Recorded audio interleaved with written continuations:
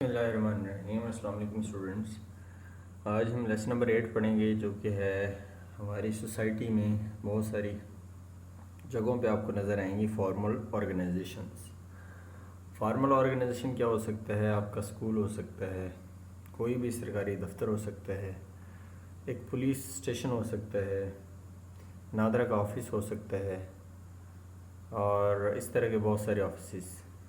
ठीक, किसी फ़ौज या कोई और इदारा हो सकता है जो कि सरकारी है, या ऐसी प्राइवेट इदारे जो कि जहाँ पे लोग आते हैं और अपनी जॉब वगैरह करते हैं। ये फॉर्मल ऑर्गेनाइजेशन होते हैं। इसकी कुछ खसूसियात होती हैं जिससे आपको पता चल जाता है कि एक फॉर्मल ऑर्गेनाइजेशन है। जैसे कि इनके अंदर एक ऑर्डर होता है, रैंक्स होते हैं। टॉप रैंक जो है वो हमेशा लोअर रैंक के ऊपर उनकी एक स्ट्रॉन्गर पोजीशन होती है। और एक दूसरे के साथ ही मिल के काम करते हैं और एक ऑर्गेनाइजेशन को स्मूथली रन करवाने में ये मदद देते हैं। कुछ ऊपर बातें हैं वो आप पढ़ लें। ये उन्होंने बताया है कि army of the Roman Catholic church, ये जो है आर्मी और चर्च जो है ये एक पुरानी जो है ना फॉर्मल ऑर्गेनाइजेशन के तौर पे तस्वर की जाती हैं। इनका एक हायरार्किकल स्ट्रक्चर होता है। हायरार्की होती है कि समझ लो एक टॉप पे और बंदा है, नीचे 2 बंदे हैं, उससे नीचे 8 बंदे हैं। ये एक हायरार्की है। एक समझ लो कि एक ट्रायंगल सी बन जाती है। अच्छा, फॉर्मल ऑर्गेनाइजेशन जो है ना वो पुराने दौर में कहते अनकॉमन थी। आजकल इनका बड़ा रवाज है और हमने जो स्कूलों से तालीम हासिल की होती है दरअसल वो भी एक फॉर्मल ऑर्गेनाइजेशन ही होते हैं, फॉर्मल इंस्टीट्यूशन ही होते हैं। तो वी कैन से कि स्कूल भी एक फॉर्मल ऑर्गेनाइजेशन है। उसमें एक टीचर है, उससे ऊपर जो है वो प्रिंसिपल हैं और एक बच्चे नीचे होते हैं। ठीक, तो ये जो है एक ऑर्गेनाइजेशन की आप एग्जांपल देख सकते हैं। जो आज हम बात करेंगे मेन चीज़ के ऊपर वो है ब्यूरोक्रेसी। लफ्ज़ आपने सुना होगा, पढ़ा होगा अखबारों में या सोशल मीडिया पे। ब्यूरोक्रेसी होती है दरअसल आपकी ऐसा निज़ाम कंट्री के अंदर हुकूमत जो है वो उसको लाती है कि किस तरह जो है एक मुल्क को चलाना है। मुल्क को चलाने के लिए वो मशीनें भी लेती है और मशीनों की तरह के इंसान भी लेती है हुकूमत। कोई भी गवर्नमेंट मशीनों की तरह के इंसान क्या है जो इनके अंदर कुछ खसूसियात होंगी कि उन्होंने जो लिखा हुआ है रूल वो उसी के मुताबिक काम करना है। जो जो उन्होंने काम करना है उसको रिकॉर्ड करना है। ठीक, उसमें हर काम हर बंदे को दे दिया जाता है, तुमने ये करना है, तुमने ये करना है। जैसे कंप्यूटर जो है उसके अंदर आपने माउस से और काम लेना है, उस प्रिंटर से और काम लेना है? इस तरह जो है एक ब्यूरोक्रेसी के अंदर भी आपने इंसानों को भर्ती किया होता है जो कि ख़ास मकसद के लिए भर्ती हुए होते हैं। सबसे पहले देखें क्लियरली डिफाइंड लेवल्स। उसमें एक लेवल होता है, ऊपर वाला सबसे टॉप पे होगा, एक सेक्रेटरी होगा, उससे नीचे जो है वो नीचे बंदे होंगे, फिर उससे नीचे नीचे नीचे एंड तक क्लर्क तक आ जाएगी ये बात। ठीक, ये एक bureaucracy. Clearly defined levels with responsibilities flowing upward and assignments flowing downward. ये एमसीक्यू बन सकते हैं। जो ऊपर से आते हैं ऑर्डर्स और नीचे से जाती हैं असाइनमेंट्स। ठीक, फ्लोइंग अपवर्ड जो रिस्पॉन्सिबिलिटीज़ होती हैं, फ्लोइंग अपवर्ड मतलब नीचे से ऊपर की तरफ जाना, और जो असाइनमेंट्स होती हैं वो ऊपर से नीचे की तरफ आती हैं कि तुमने ये काम करना है, तुमने ये काम करना है। मतलब नीचे वाले रिस्पॉन्सिबिलिटीज़ निभाते हैं, ऊपर वाले असाइनमेंट्स भेजते हैं कि तुमने ये काम करना है। एवरी लेवल जो है उसका एक नीचे वाले लेवल के ऊपर एक उसकी एक समझ लो कि हुकूमत होती है। जैसे वो कहते हैं नीचे वाला वैसे ही करते हैं। डिवीजन ऑफ लेबर होती है, हर बंदा हर काम नहीं करता, उनको उन्होंने काम बांटे होते हैं, आपने ये करना है, आपने ये करना है, आपने ये करना है। और रिटर्न रेगुलेशन होते हैं, मतलब ये कि जो काम कर रहे होते हैं वो लिखा होता है, वो ऐसे नहीं कर रहे होते। जो भी उन्होंने काम करना होता है वो किसी न किसी जगह पे लिखा होता है, कानून के अंदर लिखा हो सकता है, किसी उनके अपनी ऑर्गेनाइजेशन का जो पैटर्न होता है, लॉ बुक होती है, उसके अंदर लिखा होता है कि हर बंदा ऐसे ऐसे काम करेगा। ठीक, आगे आपका है रिटर्न कम्युनिकेशन रिकॉर्ड्स और कैप्ट। जो आपकी कम्युनिकेशन होती है उसको आपने ब्यूरोक्रेसी के अंदर उसको संभाल के रखना होता है कि फ़लाँ मीटिंग के अंदर कौन कौन से मिनट्स थे, फ़लाँ मीटिंग के कौन कौन से मिनट्स थे और फ़लाँ मीटिंग में कौन कौन सी बातें डिस्कस हुई थी। और जो फाइलें होती हैं उनको संभाल के रखा जाता है। ठीक, तो ये जो है ये इसकी एक और खूबी क्या है, रिटर्न कम्युनिकेशन को आपने संभाल के रखना है रिकॉर्ड के तौर पे। इम्पर्सनैलिटी होती है और रिप्लेसिबिलिटी होती है। इम्पर्सनैलिटी में ये है, जैसे मैंने मशीन की एग्जांपल दी, एक बंदा चला गया दूसरा उसका आ जाएगा ऑल्टरनेट। तो ये कोई इतनी जो है वो बड़ी बात नहीं होती इस ऑर्गेनाइजेशन के लिए बंदों को चेंज करना। पुराने रिटायर होते रहते हैं, नए भर्ती होते रहते हैं, तो ये निज़ाम चलता रहता है। नीचे हमारे पास है ब्यूरोक्रेसी डिसफंक्शन। डिसफंक्शन मतलब एक इसकी खराबियाँ क्या हैं। डिसफंक्शन पहले नंबर पे इसकी डेफिनेशन देख लें। Bureaucracy occasionally result in undesirable effects और अनफोर्सिंग कंसिक्वेंसेस। कभी कभार उसके कहते हैं इसके नुकसानात से भी हमें सामना करना पड़ता है। वजह क्या है? डिसीजन मेकिंग पुअर होती है। एक्सेसिव रेड टेप हम पढ़ेंगे आगे क्या चीज़। ब्यूरोक्रेटिक डिलेज मतलब ये कि एक फ़ाइल ने ऊपर तक जाना है मगर उसको ऊपर तक पहुंचने में 1 महीना लग गया। उस 1 महीने के अंदर अंदर जो है वो जो मरीज़ था या कोई बंदा था वो इंतज़ार करके आधा रह गया या वो वैसे फौत हो गया। और सेंसिटिविटी इनके अंदर नहीं होती, दूसरों के काम के अंदर वो इतना इंटरेस्ट नहीं होता। तो ये क्या है, ख़राबियाँ भी हैं इसकी, डिसफंक्शंस नहीं है ब्यूरोक्रेसी के। और कॉज ये फिर कोई बंदा रिस्पॉन्सिबिलिटी भी नहीं लेता। हाँ, पॉलिसीज़ उनके लिए सबसे पहले होती हैं, प्रोसीजर्स पहले होते हैं, ये तो हम ऐसे कर ही नहीं सकते हैं। तो ये सारी बातें, करप्शन भी ज़्यादा होती है, आपको पता है। कंसिक्वेंसेस क्या होता है? Bureaucratic dysfunction can arrowed a public, अवाम को उसके ऊपर एतमाद रहता ही नहीं है। सरकारी अस्पतालों का हाल देख लें, मेरा तो पिछले दिनों वास्ता पड़ा है और I am really very shocked कि क्या हो रहा है मुल्क के अंदर। रिश्वत भी चल रही है अस्पताल के अंदर और बेहिसी भी चल रही है और सब चल रहा है बस। तो ये ब्यूरोक्रेटिक की ऑर्गेनाइजेशन थी वो भी, मगर ये सारी चीज़ें लिखी हुई थी जो इधर वहाँ पे 100% काम कर रही थी। कोई किसी से सरोकार नहीं, वो अपनी ड्यूटी कर रहे हैं और जा रहे हैं बस। अच्छा खैर, यूर जस्ट, आप भी, वो ख़ुद भी मशीन है और आप भी उनके लिए जस्ट मशीन ही होते हैं। अच्छा, रेड टेप देखें, एक और इसका फंक्शन है, रूल इज़ रूल, ख़त्म। ये है रेड टेप।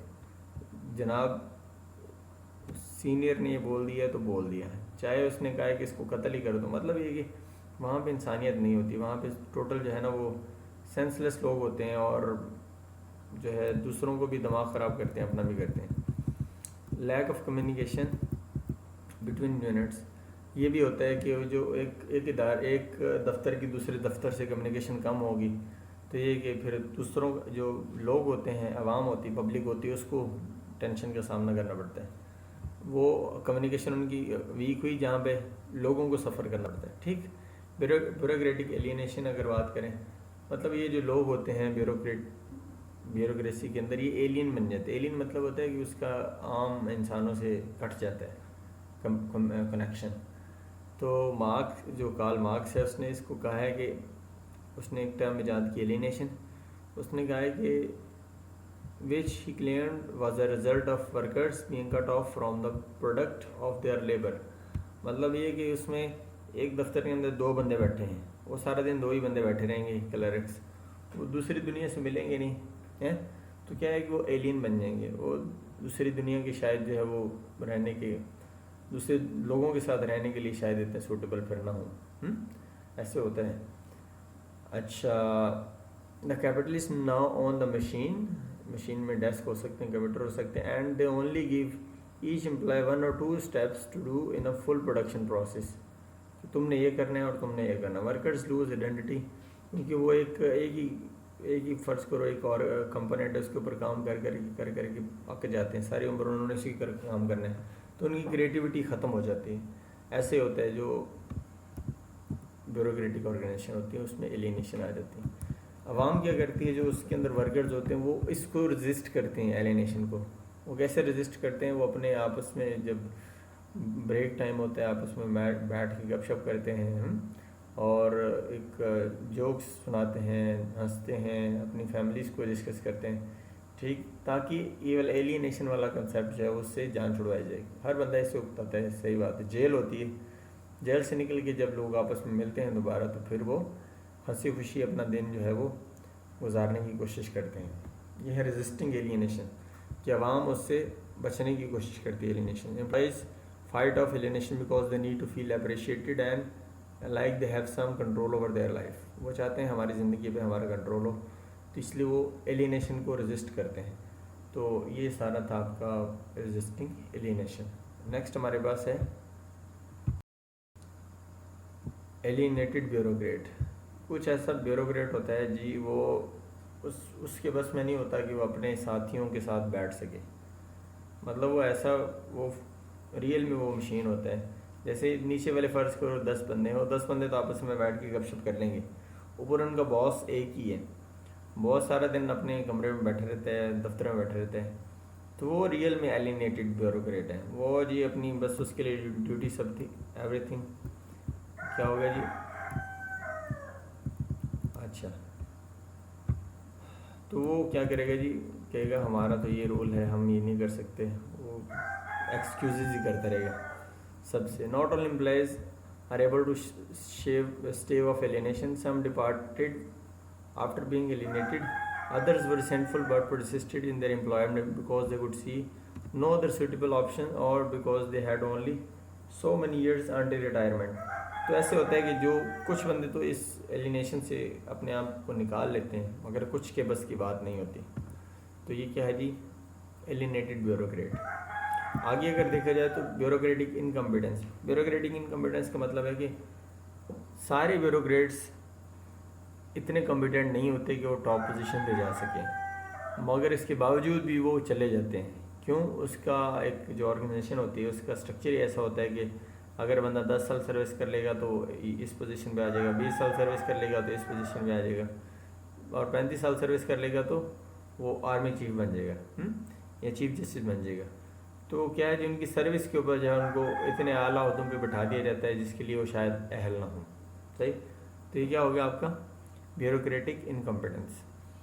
आगे हम दूसरी ऑर्गेनाइजेशन, इन्होंने एक बात की हुई है कि 35 नेशंस का, डेवलपिंग नेशंस का इन्होंने मुताला किया। एक सोशोलॉजिस्ट हैं जेम्स रॉड, उसने कहा है कि वो कंट्रीज जो मेरिट बेस पे हायरिंग करती हैं वो ज़्यादा तरक्की याफ्ता होते हैं। तो ये जो है एक आपको पता होना चाहिए। आगे हम पढ़ते हैं एक और तरह की ऑर्गेनाइजेशन जिसको बोलते हैं मैस मीडिया ऑर्गेनाइजेशन। मैस का मतलब होता है बड़ा, मीडिया होता है कि मीडिया तो आपको पता ही है, मीडिया जिससे आप खबर एक जगह से दूसरी जगह पहुंचाते हैं। तो मैस मीडिया क्या है? एक ऐसा मीडिया जिसमें अवाम, बहुत बड़ी आवाम तक खबर पहुंचाई जा सके। जैसे टीवी हो सकता है, रेडियो हो सकता है, यूट्यूब, सोशल मीडिया, ये सारे जो हैं ये मैस मीडिया के अंदर आएंगे। ओके, तो इसमें क्या होता है, जो सेंडर होता है वो एक होता है, रिसीवर बहुत ज़्यादा होते हैं। टीवी पे एक ही बंदा बोल रहा होता है ना, साथ में सुनने वाले बेताशा होते हैं, और जो सुनने वाले हैं ज़रूरी नहीं एक दूसरे को जानते हों, वो शायद एक दूसरे के लिए एक बिल्कुल ही वो अननोन हो। और इसमें क्या होता है, कम्युनिकेशन यूनि डायरेक्शनल होती है मैस मीडिया के अंदर। मोमेंट टीवी पे जो बोल रहे हैं आप उसको सुन सकते हैं, आप उसको बता नहीं सकते, ठीक, मोस्टली। आगे आपके है with the sender transmitting a standardized message and thousands or millions of people receiving it rather being unidirectional with spontaneous and unpredictable aspects।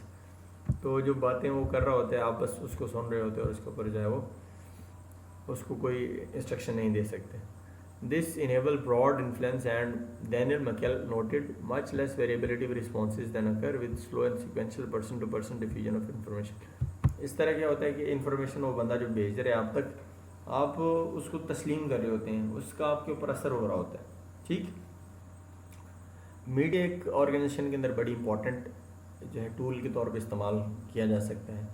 इसलिए लोग जो सियासतदान हैं वो मीडिया, सोशल मीडिया का सहारा लेते हैं ताकि अपनी वो एक अच्छा इमेज बिल्ड कर सकें। इसके बावजूद भी कुछ के नसीब में वो बिल्ड करवाना पॉसिबल नहीं होता, क्योंकि लोग जानते हैं कि वो चोर हैं। तो चोरों की बात कौन सुने, उनके ऊपर बिलीव ही नहीं करती आवाम। अच्छा, आगे है आपका जो मीडिया है उसको आप प्रॉफिट बनाने के लिए इस्तेमाल करती है ऑर्गेनाइजेशन। मतलब इश्तिहारात वगैरह जो चलते हैं ये एक तरह से अपने प्रॉफिट्स को गेन करने के लिए ऑर्गेनाइजेशन एज अ टूल इस्तेमाल कर रही होती है। अच्छा, आगे है media resemble coercive organisation more when they owned and run by governments and when messaging must support official viewpoints। ये चीज़ मैं आपको बताना चाह रहा हूँ। जो मीडिया के अंदर वो खबरें पढ़ रहा है या पढ़ रही है बंदी, वो ज़रूरी नहीं है कि वो अपनी मर्ज़ी से पढ़ रहा हो, उसके ऊपर शायद डंडा हो, जिसकी वजह से वो उसको वो वाली बातें झूठ उसको वो वाले बोलने पड़ रहे हैं जो कि उसका ज़मीर इजाज़त नहीं देता, फिर भी उसको बोले जा रहे हैं। तो इसकी बेहतरीन एग्जांपल पाकिस्तान टेलीविज़न हो सकते हैं, जिस पे उनका काम ही झूठ बोलना होता है, या और बहुत सारे टीवी चैनल्स जिसमें उन्होंने वही बोलना है जो उनके आका ने कहा है। आका उनका क्या होता है जी, गवर्नमेंट में जो बैठे लोग होते हैं। तो ये सारा सीन है। ये एक कोर्सिव ऑर्गेनाइजेशन है। कोर्सिव ऑर्गेनाइजेशन का पता चल गया, जिसमें जबर से काम करवाया जाता है। और इसमें आगे क्या आपके पास consolidating media and a few number of mega media survivors have a significant impact on media in the 21st century। आजकल कहते हैं कि बड़े जो है मीडिया चैनल, जैसे उन्होंने कुछ example GE, Disney, Fox News, Time Warner, ये सारी क्या हैं जी 20 इंटरनेट साइट्स हैं और केबल चैनल्स हैं जो कि बड़ा अपना होल्ड रखती हैं, जिनके ऊपर अगर कोई खबर चल जाए तो उसका बड़ा इम्पैक्ट होता है आवाम के ऊपर। ठीक, तो ये आपकी होगी मीडिया की ऑर्गेनाइजेशंस। आगे हम फॉर्मल ऑर्गेनाइजेशन के फ्यूचर और प्रेजेंट पढ़ते हैं कि क्या चीज़ है, उन माजी में क्या थी और अभी क्या है। अच्छा जी, माजी में ये organisation despite the track of record of accomplishment and success during the 20th century, many authors and academics believe that the era of massive bureaucratic organisation is practically ended. कुछ लोग कहते हैं कि अभी जो है ना ब्यूरोक्रेटिक ऑर्गेनाइजेशन वो ख़त्म होती जा रही है। हर बंदे की अभी सेल्फ रिस्पेक्ट के ऊपर काम हो रहा है। हर बंदा चाहता है कि मैं जो है इंसान की तरह डील करूं, दूसरे मेरे साथ इंसान की तरह डील करें। वो है मशीन नहीं, हम इंसान हैं। ठीक है, मोस्ट अच्छा ये जो मैं आपको बताना चाह रहा हूँ, वो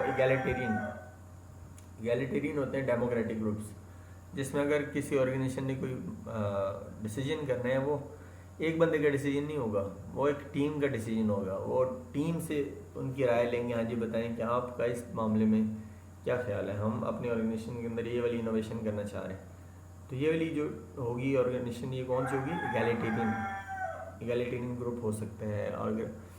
और ये किन को रिप्लेस कर रही हैं, ब्यूरोक्रेटिक ऑर्गेनाइजेशंस को एगैलिटेरियन ग्रुप्स जो हैं वो रिप्लेस करते जा रहे हैं। ठीक, आगे These forecasts have come true for a tiny group of highly talented and educated workers।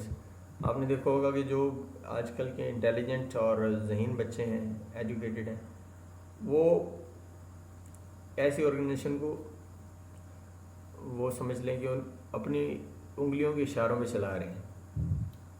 अगर आपके पास टैलेंट है और आप किसी भी फर्म में जाते हैं, चाहे उनका CEO ही हो, वो आपके सामने कुछ नहीं होगा, क्योंकि आपके पास नॉलेज है। नॉलेज जो है वो एक बहुत बड़ी तलवार है आज के दौर में। ये जो फ्री लांसिंग होती है वो नॉलेज के बेस पे होती है ना। आप इतनी बड़ी बड़ी फर्म्स और इतने बड़े बड़े इदारों को आप अप्रोच कर रहे होते हो और जो अपना काम चला रहे होते हो। अच्छा खैर, ब्यूरोक्रेटिक ऑर्गेनाइजेशन जो है वो भी अपना थोड़ा उन्होंने लचक दिखाना शुरू कर दी हैं। मर्जर ऑफ इंटरनेशनल फर्म्स का मतलब है कि बहुत सारी इंटरनेशनल एजेंसीज आपस में मिल गई हैं। दो कंपनीज अगर आप मिल जाए ना आपस में, तो उसको बोलते हैं मर्ज हो जाना, मर्जर। ओके, डिसेंट्रलाइजेशन हो रही है जी। डिसेंट्रलाइजेशन का मतलब है कि आपस में वो डिसेंट्रलाइज, पहले एक बंदे के हाथ में अथॉरिटी थी, अभी उन्होंने 10 बंदों के हाथ में अथॉरिटी दे दी है जी, आप भी कर सकते हैं, आप भी कर सकते हैं। तो जो एक आका वाला कंसेप्ट तो ख़त्म होता जा रहा है।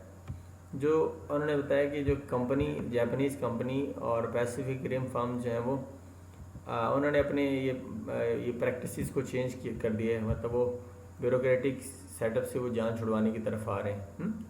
और उन्होंने ब्यूरोक्रेटिक आर्किटेक्चर के ऊपर काफ़ी काम किया है, जिससे उनके अंदर काफ़ी इम्प्रूवमेंट आई है उनके काम के अंदर। अच्छा, और मैंने आपको बताना है according to Heath et al. Heath et al का मतलब होता है और उसके साथी। हीथ एक सोशोलॉजिस्ट है, उसके जो बाकी साथी उनका नाम नहीं उन्होंने लिखा, उन्होंने उसकी जगह क्या लिखा है, एट ऑल, साथ में डॉट लिख दिया। तो आप भी लिख सकते हैं, जब आपने 4-5 बंदों का नाम लिखना हो, पहले बंदे का नाम लिख के एट ऑल लिख दिया, मतलब उसके साथी। सोशियोलॉजिस्ट जो है वो बड़ी अटेंशन पे करते हैं growing interconnection of bureaucratic organisation as a trend. For instance, rather than being carried out by a single organization, scientific research is carried out by the group of independent organization। मतलब आजकल भी research हो रही है universities में और organisation में कि कैसे एक ऑर्गेनाइजेशन को स्ट्रॉन्ग किया जा सकता है। तो इस तरह जो हमारा टॉपिक एंड हुआ। इंशाल्लाह हम नेक्स्ट चैप्टर 9 में मिलेंगे। तब तक के लिए अपना ख्याल रखिएगा। अल्लाह हाफिज़।